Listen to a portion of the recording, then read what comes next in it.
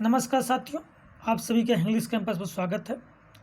हैदराबाद विश्वविद्यालय ने PhD admission 2024 के लिए अपना कैरिकुलम जारी कर दिया है। आइए देखते हैं पब्लिक नोटिस में कुछ बातें क्या क्या मेंशन है। पहली चीज़ तो ये कि जैसा कि यूजीसी ने 27 मार्च को एक नियम जारी किया कि एनटीए का जो स्कोर कार्ड है वो 2024 से पीएचडी एडमिशन के लिए यूनिवर्सिटीज़ अपना यूज कर सकती हैं। तो हैदराबाद यूनिवर्सिटी ने क्लियरली मेंशन किया है इसमें कि एनटीए का जो रूल आया है वो ये एक्सेप्ट करते हैं, अडॉप्ट करते हैं। इनका देखेंगे द यूनिवर्सिटी ऑफ हैदराबाद है decided to adopt the scores of the respective NTA NET for admission into PhD programmes offered by it. ठीक है, तो इसमें इन्होंने लिखा है the candidate desires of opting admission into PhD programmes are advise to appear for respective NET exams. मतलब NET UGC NET और CSIR NET दोनों का भी फॉर्म चल रहा है और इनकी एडवाइस है कि आपको उसमें नेट में शामिल होना चाहिए और एग्ज़ाम आपको देना चाहिए पीएचडी एडमिशन के लिए। ठीक, अब इसमें कुछ चीज़ें और शामिल, एलिजिबिलिटी क्राइटेरिया क्या है वो भी आइए देख लेते हैं।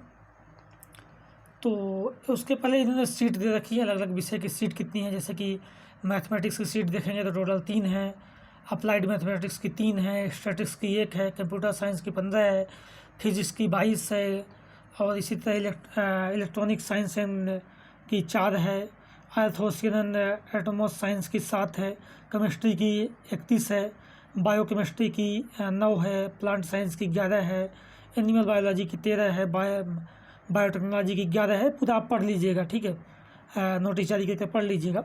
हिंदी की देखें तो हमारे सब्जेक्ट की 8 हैं, तेलुगु की 19 है, उर्दू की 3 है।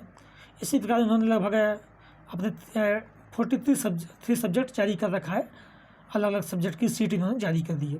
तो वो आप ज़रा देख लीजिएगा कितनी सीटें किस में हैं। ठीक है, अब इसके बाद हम देखते हैं कि इन्होंने अपने नोटिस में यूजीसी सीएसआई नेट में जो सब्जेक्ट शामिल है वो दे रखा है, यूजीसी नेट में जो सब्जेक्ट शामिल है वो दे रखा है। सब में लगभग 55% मिनिमम मार्क्स पीजी में। और इसके साथ जो इन्होंने क्लियरली मेंशन कर रखा है कि सीएसआईआर यूजीसी नेट 2024 में आपको एलिजिबल होना चाहिए। मतलब यूजीसी नेट 2024 में आपको शामिल होना ही पड़ेगा हैदराबाद यूनिवर्सिटीज़ के लिए। अगर आप पहले से JRF हैं या नेट हैं या आपके पास कुछ नहीं है, फिर भी आपको यूजीसी या सीएसआईआर नेट 2024 में शामिल होना पड़ेगा। हैदराबाद यूनिवर्सिटी पहले भी अपना अलग से एग्ज़ाम कराती थी, JRF होने के बाद जब आप कैंडिडेट कोई JRF है फिर भी उसे अलग से एग्ज़ाम देना ही होता था। उसी प्रकार इस बार भी आपको उनको नेट एग्ज़ाम 2024 देना ही पड़ेगा। तो उनके 3 दिन का टाइम है आपके पास, उसमें आप फॉर्म भर लीजिए, नेट एग्ज़ाम में शामिल होइए। अगर आपको हैदराबाद यूनिवर्सिटी में पीएचडी के लिए इंटरव्यू देना है तो ठीक है।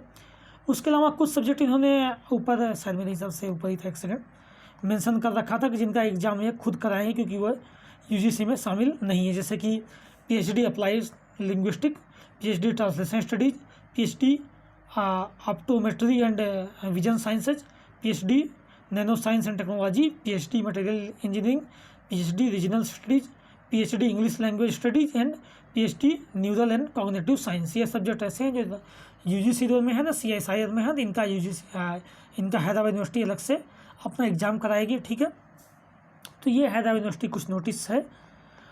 तो जो मेन ध्यान देने की बात है कि इन्होंने यूजीसी की जो नोटिस है उसको ही फॉलो करेंगे, ये उसी की गाइडलाइन। और इसके अलावा ये है कि आपको नेट 2024 एग्ज़ाम में सम्मिलित होना पड़ेगा हैदराबाद यूनिवर्सिटी के इंटरव्यू देने के लिए, पीएचडी में इंटरव्यू देने के लिए, एडमिशन लेने के लिए। आप पहले से JRF हो, नेट हो, उससे कोई मतलब नहीं है, लेकिन आपको इनके एग्ज़ाम में देना ही पड़ेगा। ठीक है, अगर आपका JRF है तो वो 3 साल आपका नहीं हुआ है तो फेलोशिप के लिए आप एलिजिबल होंगे बाद में, उसमें कोई दिक्कत नहीं है। जब तक आप अवार्ड लेटर में मेंशन है वो आप एलिजिबल हैं फेलोशिप के लिए। लेकिन इनके एग्ज़ाम में सम्मिलित होना पड़ेगा, जैसे आप पहले एंट्रेंस एग्ज़ाम में सम्मिलित होते थे। वो एंट्रेंस एग्ज़ाम की जगह केवल ये आपका एनटीए का नेट एग्ज़ाम मान्य रहेगा, ये सीएसआईआर का नेट एग्ज़ाम मान्य रहेगा। ठीक है, ये बात क्लियर है। धन्यवाद।